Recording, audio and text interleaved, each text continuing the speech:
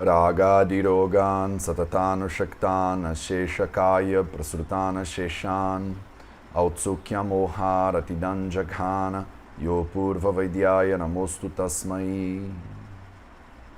Sejam todas bem-vindas a mais um vídeo da série Vida Veda nos Samhitas no canal do Vida Veda no YouTube. Meu nome é Matheus e hoje a gente vai continuar nossa leitura do Ashtanga Hridayam Sutra, está no capítulo 3, o capítulo de Rutucharadhyayam, com a leitura dos shlokas número 17 e 18.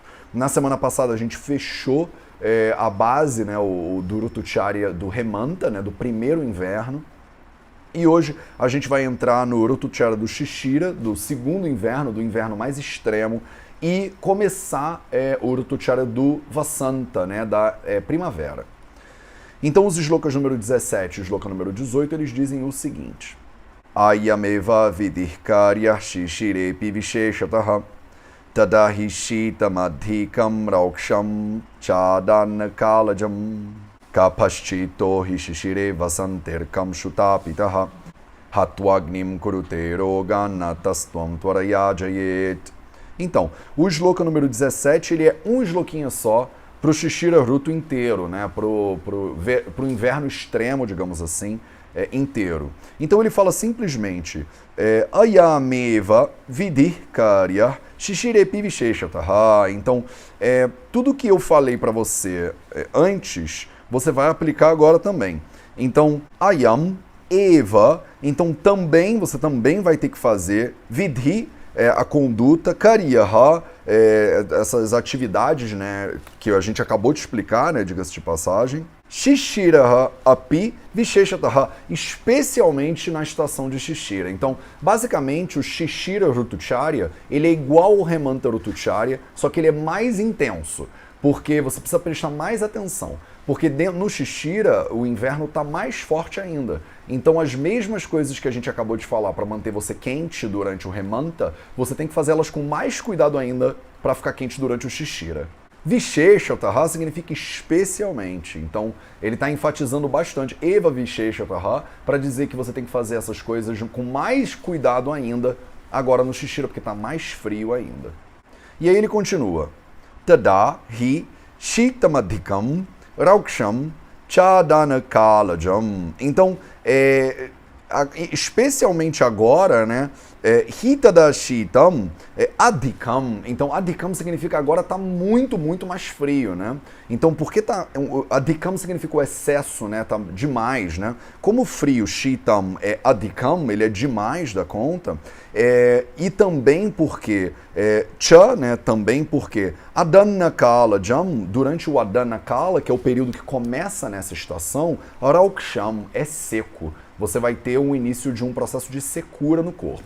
Então eu não sei se vocês têm isso claro, mas a gente já explicou, Por isso que eu falei para vocês nos primeiros vídeos desse capítulo, ele dá a base da compreensão de todo o capítulo.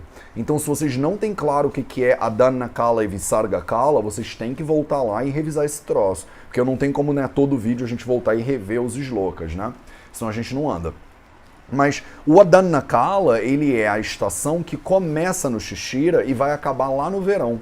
Então ele é uma estação que agora, progressivamente, o corpo humano vai ficando cada vez mais fraco, o corpo humano vai ficando cada vez mais seco, porque vai aumentando gradativamente a presença do Sol.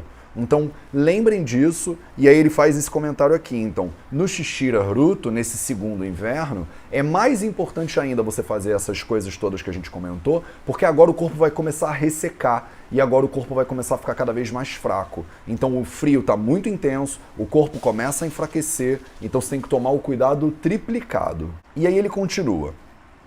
Kappaha chetto chettaha hi shishire vasantaha Arka Shutapitaha.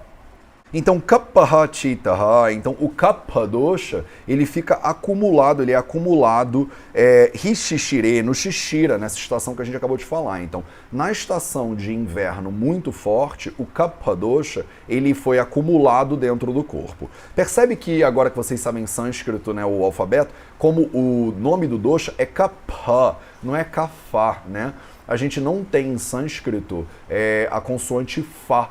Esse lábio dental Fa, que a gente faz em português, que a gente faz em Hindi e que a gente faz em Gujarati também, em sânscrito não tem. Então a maioria dos professores que ensinam o Ayurveda, né, de forma geral, e os Samhitas de forma particular, eles falam Kapha, porque isso é da pronúncia do Hindi e da pronúncia do Gujarati, né? Eu, por exemplo, no estado onde eu morei esses últimos 6 anos, a gente fala Gujarati. Então, o Gujarati, ele fala Fa, ele não fala Pa, né? Então, as pessoas falam Kapha dosha, né? Mas se você se atentar ao sânscrito especificamente, o nome do dosha é Kapha dosha. Então, só porque agora a gente já fez vários minutinhos de sânscrito, e aí vocês podem ficar, pô, Matheus, isso aí é o Pa, né? Você ensinou Pa, você não ensinou Fa. E é por isso.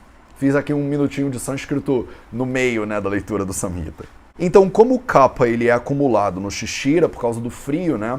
Lembrem lá do capítulo 1 como o frio é um dos gunas de Kapha dosha. Então, durante a estação fria, o Kapha ele vai agravar, ele vai acumular. Então, em Vasante Arkashutapitaha, então esse dosha, o Kapha, ele recebe em Vasanta, na primavera, na primavera o frio diminui e começam a vir o sol, né? O sol lembra que o sol está se fortalecendo? Então o sol começa a vir, os raios do sol, Arka e Amshu são os raios do sol.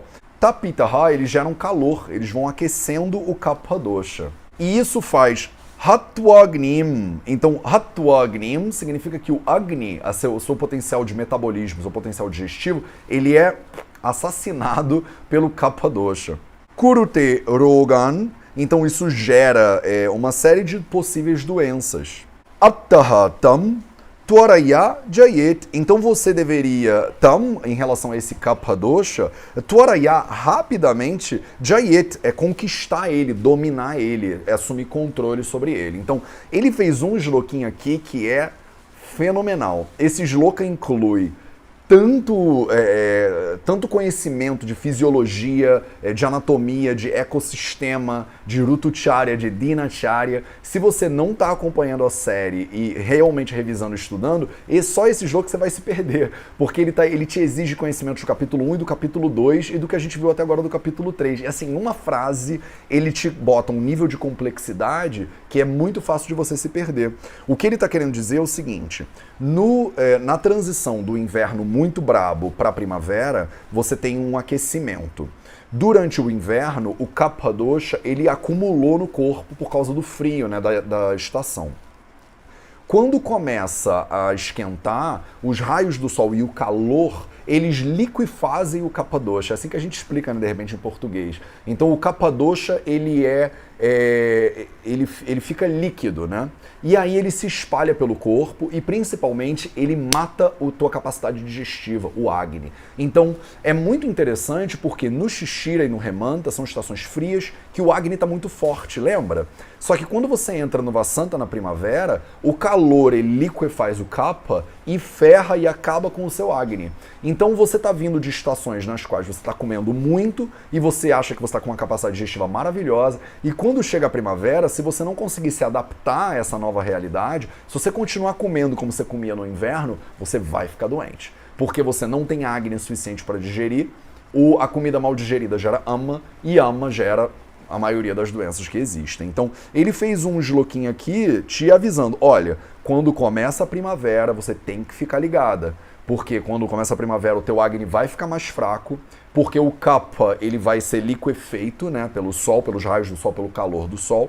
Então você precisa, na primavera, fazer tudo o que você puder para controlar o Kapha. Então, as rotinas que faziam sentido no inverno, elas agora, na primavera, vão agravar Kapha dosha. Então você precisa ficar muito ligada e fazer a transição das estações, fazer uma transição na sua dieta e no seu estilo de vida para controlar o Kapha dosha.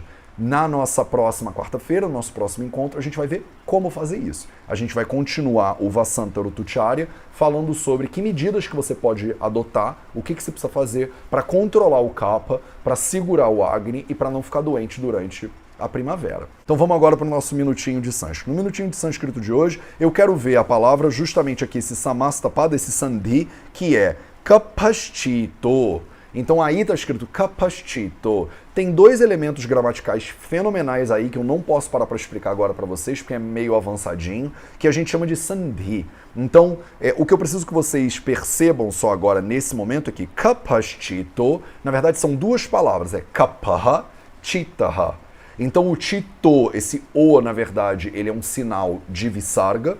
E esse sh que tem aí, esse sh que sumiu, né, ele também é um indicador de visarga. Tem umas regras, né, que a gente chama de sandhi, e que quando você junta essas duas palavras, e na interação dessa palavra junta com a que vem depois, você tem que fazer algumas adaptações. Então a primeira adaptação é esse sh, o visarga vira sh, e a segunda adaptação é esse o visarga vira o. Não se preocupa se isso ficar muito esotérico agora, mas algum dia a gente vai estudar sandhi. Só quis dar uma pincelada nisso agora. O motivo pelo qual eu botei essa palavra aí era pra gente dar uma desmembrada nela e vocês verem uma coisa que é bastante interessante. Então vamos dar uma olhada. Então, o capacito, ele é formado pelo K Holland, pelo A curto, pelo P Holland, pelo A curto, pelo Sh Holland, pelo Ch Holland e pelo I curto, pelo T Holland e pelo O.